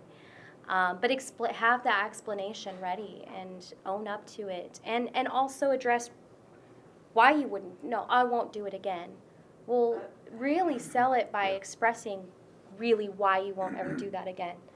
I'll admit, I was fired by an employee before, and because my integrity, I wasn't going to take my boss's test for him, because I knew if I did and if I was to get caught, he would lose his license. I would go down with him, and so I said, nope, I'm not going to take your test for you, and I was fired. But it's depending on the situation. Just be honest and tell us why. And do know, HR people get laid off all the time. I'm not kidding. I mean, Yeah. you look in our industry, there's people that have been laid off all over because new CEO comes in, the corporate takeovers. I've Yep. been through 4 of those where I've had a new CEO, corporate takeover, or just a buyout, and you're just done. So just be aware that can happen, and you go, this is what happened. It's like, okay, that's what happens. Just straightforward, tell it how it is. And those integrity ones, I'm going to jump for the person that actually is not going to take their ethics and violate them and said, I got let go because I wouldn't do this. Hey, I want that person. Right. That's the person that's going to hold tight to what needs to be done right. There's a win in this. So you can turn it into a win, even if it was a lose for you at the time. Yeah. So when it comes to a wage and negotiating wage, now some of you have set wages for certain jobs, I'm sure, but other of you might be a little bit flexible. How would you recommend a job candidate, approach the question to, if I don't know if you would ever ask somebody this, what do you think you should get paid for this position? How should they approach the wage question? Well, the go look at House Bill 140. You might want to go look at House Bill 140 right now, because they're trying to ban us from asking your past wage. Yeah. No, there's actually a bill sitting out there right now in the first read committee that is banning all employers from asking any past compensation. It's like, we got to negotiate. Nope, they'll actually charge us a $500 fine if we ask. And if we do it again, it's a $1,000 fine. If we do it again, it's $1,500 fine for us asking you your wage. Well, how are you going to negotiate? That bill actually harms you guys. So that's on the state bill. You might want to call your representative. But really, don't negotiate wage till your offer's coming to the table. Unless we bring it up, right? Yes, If yeah. we bring it to you, Yeah. have that conversation. But if we don't, you probably want to wait till we're bringing your offer. And then leverage. If you do have a number in mind that is just a bottom that you can't go below, we have an opportunity on our In the app. application, if you have a required wage. It gives us a starting point, and if you're asking for $40 an hour to be an entry-level technician, we'll know that we're not gonna be able to suit that, so. But, otherwise, if it's negotiable, then we'll negotiate. But you need to do your homework Yes. first, so Right. that you know if I'm putting $40 on my application, you know that that's a reasonable amount that you could ask Correct. for that type of work. So if you come in to me and you're wanting a registered nurse position and you're telling me, well, I gotta start out at $50 an hour, I'm gonna say, thank you, I think we're done here. Right. But when we look at salary, we do have set scales that are there, but we also look at years of experience, and we will plug that person in based on years of experience. There's a So- formula. Right, so even if you're starting with us brand new, it doesn't mean you're gonna start at the bottom Right. of the wage scale. But even if you look at that years of experience and we make an offer and you kinda go, ooh, that wasn't quite what I was expecting, it doesn't hurt anything to make a reasonable offer. In fact, that is your time to negotiate, because once you're hired and you're in, all Game over. negotiation just ended. Yep. So that Kind is of your stuck there sometimes opportunity. for a while, right? Mhm. Yeah. Yeah, same thing, giving them that scale and negotiating based on the experience, and also having that discussion in the interview process or the offer letter, of accommodations of after your year anniversary, let's have an open discussion on that pay raise increase. And so giving them that, something to look forward to when coming in, to kind of prove themselves as an employee with the industry, so. Just please understand that those of us with those merit guides for various positions, we kind of gotta plug them in where it's fair in the shop. We expect you'll be comparable to so-and-so, because we know everybody's gonna talk about their wages, and I just assume that, and I wanna be ready to answer the question and to back it up when that happens, so. Ours are published. I mean, seriously, Utah Transparency, so are your wages, a lot of you guys in here, you can go look and see exactly what somebody's making. So, yeah, just go up to Utah Transparency and read it right. They do combine the benefits in the total. Just so you're aware. Wow, you make a lot. No. 32% goes to pennies. Okay, well, we're gonna go ahead now and open it up to the audience here, or to the attendees. And again, remember, you get one question, and try to keep it to a minute, and then you can address it to an individual or to the entire panel. So if we have any questions, you guys, out here? There you go, right in the front. I'm just stretching. Nah. So I got a question. Age and experience. So you have young people applying for the first time, and you have old people applying for the first time for the job. So do you look at age and experience at all, or is like you cannot say because HR? I know you don't supposed to It's a- discriminate, yeah. but It's irrelevant to me. Yeah, I would look at experience. Have you done the job before? Because there are some positions that it needs experience to be in there, but in terms of age, if it's a 20-year-old with experience or an 80-year-old with it, I don't care. I mean, you come and work. If you can do the job, let's take you. I agree. I mean, I have employees that are in their 70s still out there working hard labor. And we're Not working where I in wanna be. risk management. I kind of have a little bit of anxiety. But so age is out. Of course, we hire at 18, and we're working towards more of the younger generation and getting them into the trades and skilled. Because we've had guys, once they graduate from college, their schools, they don't come out with debt because their school's paid, because they're an operator making $30 to $40 an hour depending on their experience and their certifications, and we help pay for those certifications, so it's free education.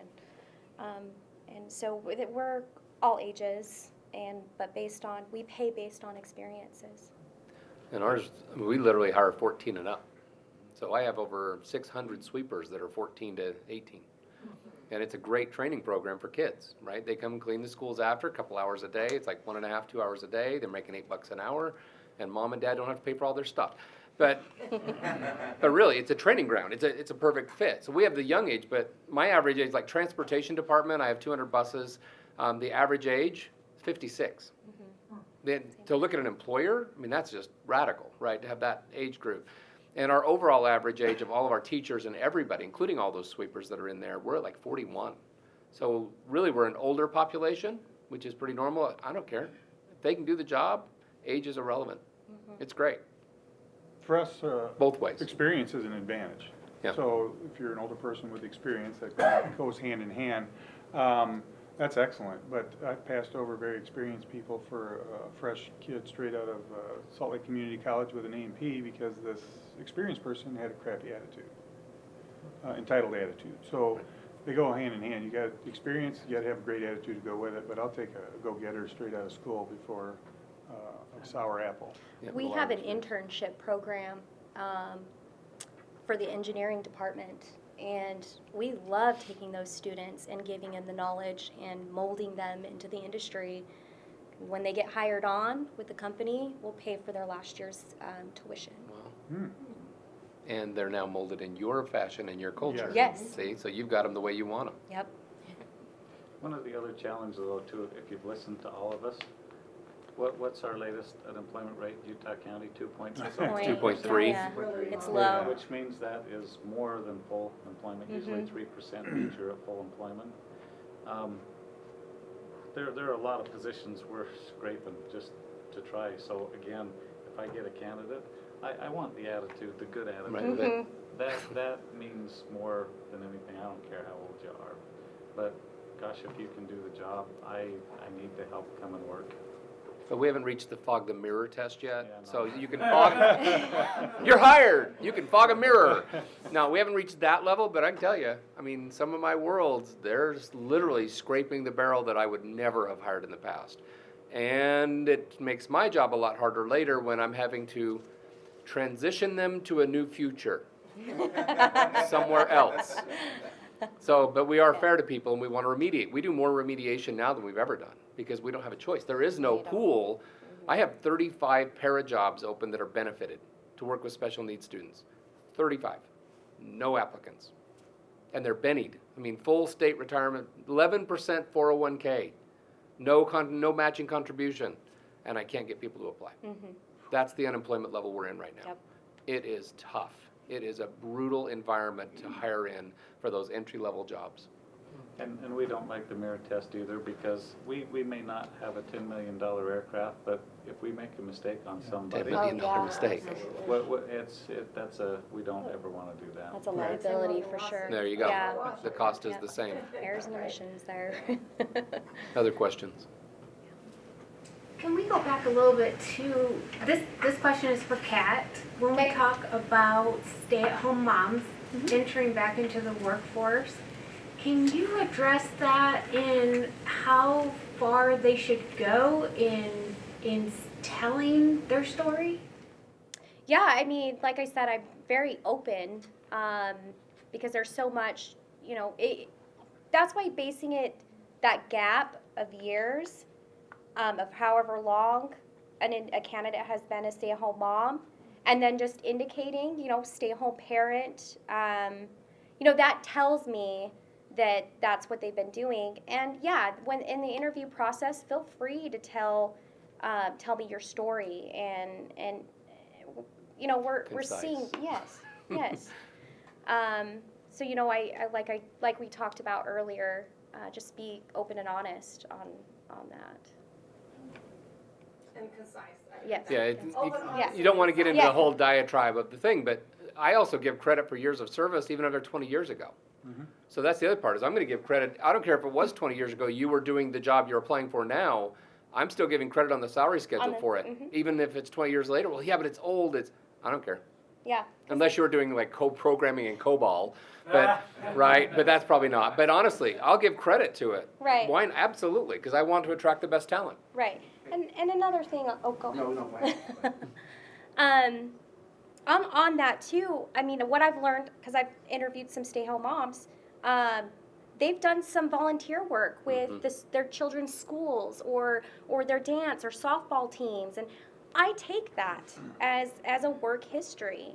And so that opens the doors on some a compliment, can't even talk, excuse me, a compliment, sorry. You got it. Compliments. Accomplishments. There you Yes, go. thank you. Of what they've been doing as a stay-home mom as well. It's work. It is. I'm sorry, it's work. Not a job I can do. So Everett, you referenced 20 years ago. Mhm. This is something I did back then. Right. Going to the resume, would you rather see then maybe potentially 5 pages of the resume because we're doing a chronology, If I'm looking for Or- applicable, if applicable, yeah. versus maybe a targeted, maybe it's specifically targeted in a cover letter or, And that may be the time where you have to modify your resume, right? You've got to go down to a concise resume to say, okay, here's the most stuff, last year or two. I've had these other jobs in between that really aren't applicable to this position, but I want to hit these key points that I had that are clearly applicable to this position, and you spend time. You may put them out, small little bullets that are just not much, and put them on just so they exist, but then you're hitting the key point, which is more important, the stuff that you may have done that was 20 years ago. That's great. I don't have a problem with those little bullets because they aren't applicable, and you make a note of that. These aren't necessarily related to the job, however, these are, and you hit the rest. Great. I still got what I need, and it still gets your point over that you haven't been just sitting out there. But you got the key point, which is I got that experience. I need that to show this person is capable of doing the job. What do you think, Everett, on a resume? I've helped some people where we've put relevant experience and then we pull up what they did 20 years ago and we highlight that. Sometimes we don't necessarily put the date, but we put what they did and then we go right into the chronological. I may want the date anyway. Okay, so I still put want the date. Yeah, and but then I like put the it- idea of relevant. And Yeah. then go right into the chronological, what you've done. For someone with a gap like that would probably be a good way to do it because it would jump out to me to say, okay, I've got this, and then I can see the other stuff. That would not be a bad way, and I'd probably look at that and enjoy it. Right. So now, curiosity's sake, if we, at one point, somebody had worked for you, wasn't a great fit, they didn't have the knowledge they needed, whatever the case may be, so they were transitioned to a different future. Coming back, if somebody came back to you and reapplied, is that going to, their work before, is that going to reflect? I mean, if they've continued on, and furthermore, if they're trying to go, for instance, in the construction industry, going from an operator to, say, a civil engineer, they're going to school, is that something that you guys would help with, or? Oh, yeah. We give adjustments all the time for that. Oh, yeah.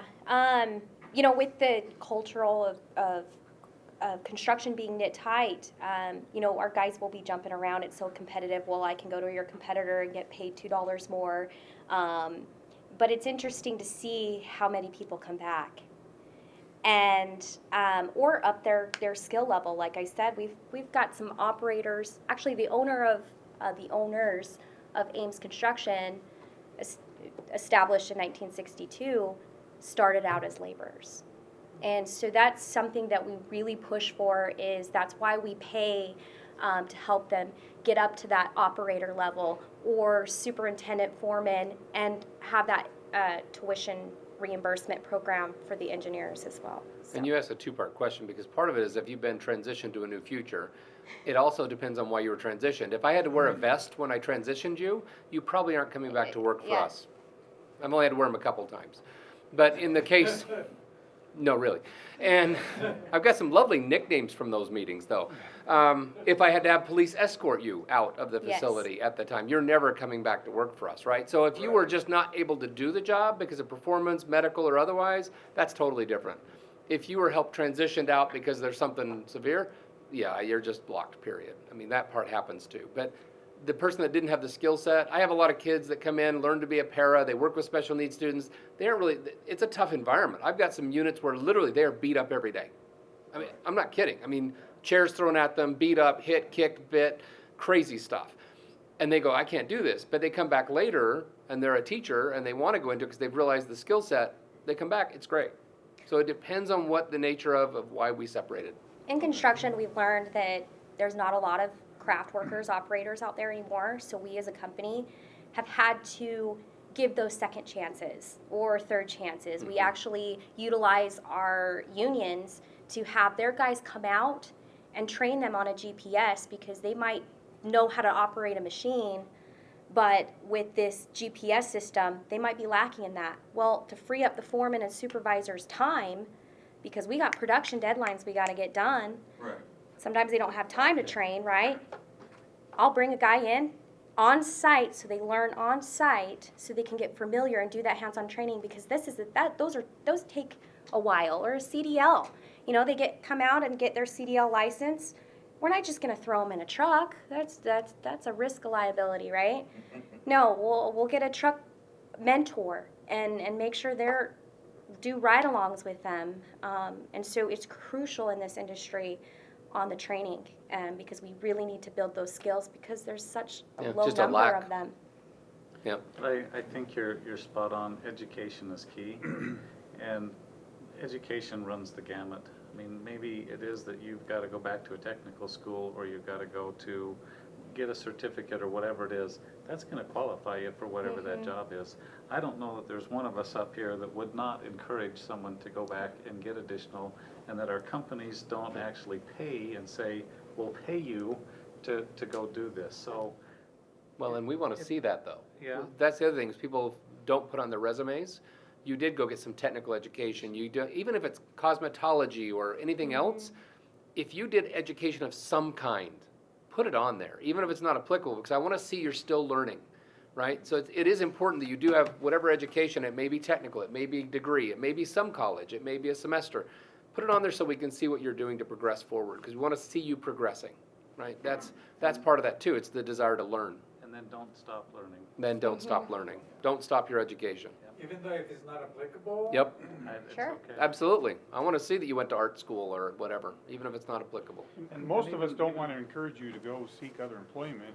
Preferably, If it's for a mismatch in skill set, because it's expensive to indock somebody, especially if Right. you've got some training involved or relocation, things like that. So, you know, we may offer up that, we do tuition reimbursement, but maybe there's something else within the organization that's more suitable to your skill set. So, there's always that option too, but when it comes to coming back with more experience or skill sets, we'll certainly take that into consideration, provided we marked you eligible for rehire. And right, that's an important piece. that's important. Yeah. See, 95% of my positions require an education. You've Right. got to Oh, have yeah. some kind of licensure, or I just can't hire you to begin with. But even that 5% that don't require, we still encourage all of those once they get in and see a hospital environment. We are still encouraging them to say, take a look at what your career options are here. And if there's something that we can help you do it, let's go do it. Question in the back. What about somebody who's overqualified? How many times you heard that conversation? Well, it looks like you're a little overqualified. And you're like, in this industry, in this market the way it is, you better start having a conversation about the reality of why they just said that. Because it's probably not that you're overqualified, it's probably the approach you took with them when you interviewed, that they may see you as more arrogant or otherwise. Because I want the overqualified. I have 2 people in my office that are doing contract work. So they're just administrative assistants doing contract and HR, and both have master's degrees. My assistant has a bachelor's, the other 2 recruiters' assistants have bachelor's degrees, our 3 receptionists have bachelor's degrees, and my 2 leads have associate degrees. It's just the nature of today. Utah has degrees like crazy. I mean, we've got them out there. Great, I want them. I don't care if you're overqualified, I'll take it. But if it's overqualified, they're saying it in the interview, that might be a red flag for you. Because, and pay is an issue, that may be, because they're saying it because they don't want to pay you the level they want to pay you, especially IT, that's a tough one. I bleed IT. I mean, I'm a great training ground. I can bring tons of people in, they're working on fiber optics to every building, we've got 34,000 boxes, incredible servers and systems and wireless and blah, blah, blah, blah, blah, and we pay them $20,000 under what Adobe can. And they train with us, they get out of school, they learn all these incredible skills, and 2 years later, they get $20,000 with Adobe. Bye, next, bring them on in. Overqualified? Why are you out not in somewhere else? That's always the question I gotta wonder. It starts to create the itch in the back of your mind, but if they've said it in the interview, you gotta be concerned. It's probably because they don't like you. Really. Or they don't wanna pay you. They don't wanna pay It was the you. third interview. Then you're probably okay. But then you gotta ask them, you know what, don't you want someone overqualified? Don't you want someone who has skill sets? I can bring all kinds of tools to you. And I will bring all of my overqualified skills to you and I will help you grow. Right? Use it. If that gets open to you, use that as a conversation piece to say, I'm absolutely overqualified and I will bring everything I got to provide support and direction for your company. Tell me what you need me to do. Right? Let them play it. Right now, we have a great economy, but when the economy changes where there are more people looking for jobs than there are jobs available. So let's say, for instance, you've got 3 individuals who are equally qualified for a job. What are some deciding factors that you guys look at to determine which one of those 3 you're going to choose? If they're equal, truly, I mean, that's hard to do. It's almost impossible to do. Yeah. But if they're equal, I'm going to take the vet. Sorry, I don't know where that partiality comes from. I'm going to take the vet. But actually, the vets get preference treatment anyway. We actually give them 10% on the scores and everything for interviews. So 5% for a vet and 10% for a disabled vet. So we do that anyway. But I'm going to take the vet. I'm also going to take the one with the positive reference. I want the reference check because that's going to tell you a lot about that person that makes them unequal to each other. You call the references on those 3. If you've got them equal, call your references and call them. We also do electronic references in our application system. But I'm calling the supervisor. I want to know for sure what I've got. And you know what? Most of the time that pans out to find out who the real candidate is. If they're truly equal. We kind of went through that as a hospital, actually a healthcare industry in 2008, 2009, when the economy did take a little bit of a dip. Prior to that, we couldn't buy an RN. We couldn't find them. Schools couldn't produce them fast enough to get them out into the workforce. Well, we hit a dip in the economy that way, and there were a lot of people in the construction industry that their spouse lost a job. So now the other spouse, who was an RN who hadn't been working, now re-enters the workforce and says, I want to come back and work. We had 60 applications for every position that we had. Wow. How Whereas would it be? now, if I can get 2 or 3 for each position, hey, I'm feeling pretty good about myself.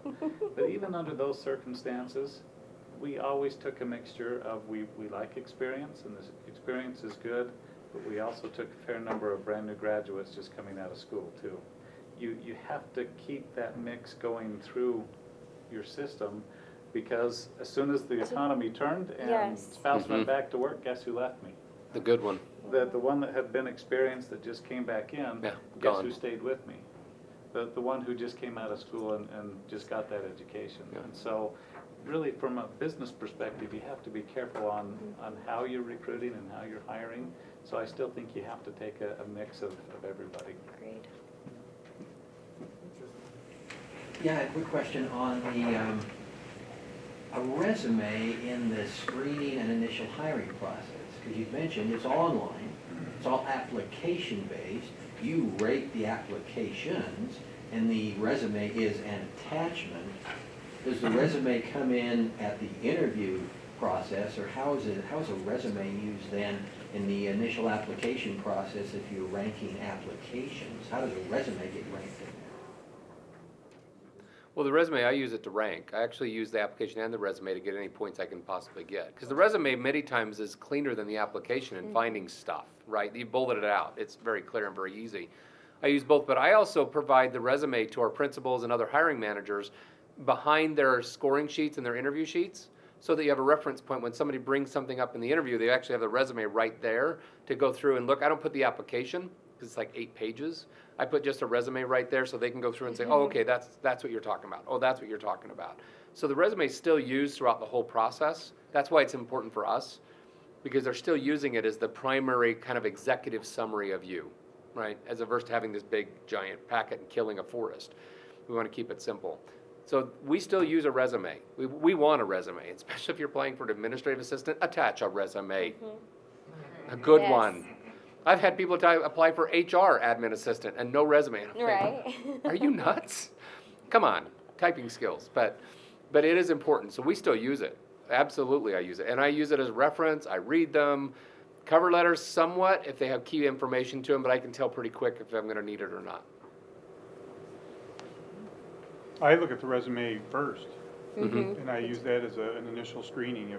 If they're showing me their best right here, and that's not cutting the mark, I usually don't go on to Right. vet it out through the actual official application. I don't see this a lot, but with our craft workers and operators, but when I get a resume from an operator or a laborer, wow, I'm really impressed. And that tells me that they want to grow within the industry. And those actually candidates are usually the best fit. Oh, there you go. So I'm Let's go to curious. The last question. Okay, I'm sorry. Did anybody else have? I'm curious as to your feelings towards LinkedIn, and when I was 16 and applied for my first job, it was a help wanted sign and a paper application only.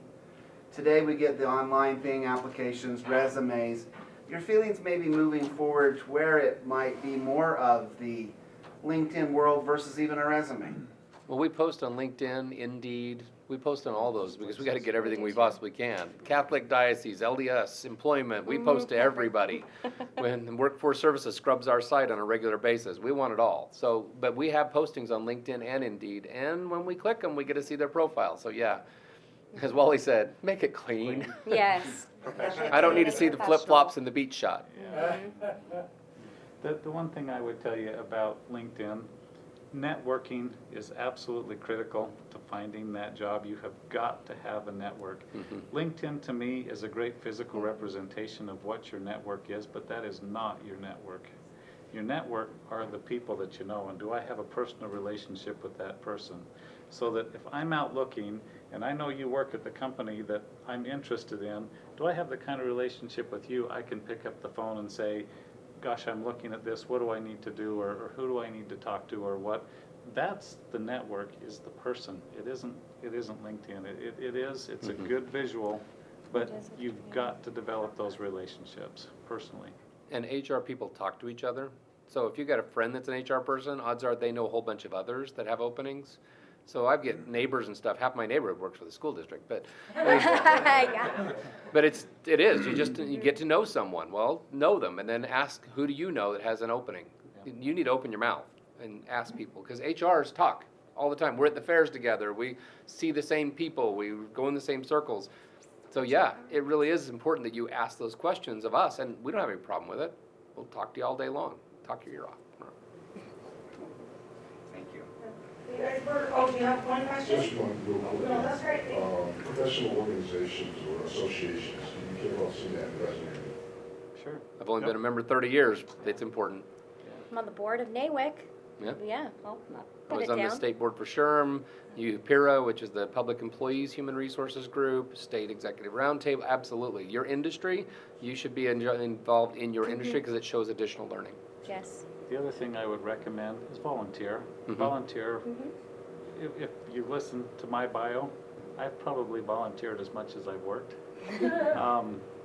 That's how I got to know Melissa and Chris and everybody here is volunteering. And I served on the executive board for I don't know how many years. Many, many years. But gosh, look at all the people that it introduced me to. And it's not that I'm here looking for a job or that that's what I want, but this is my network. These are my people. So not just a SHRM or not just a, whatever professional organization, look outside of that as well, because there are a lot of great contacts that come that way too.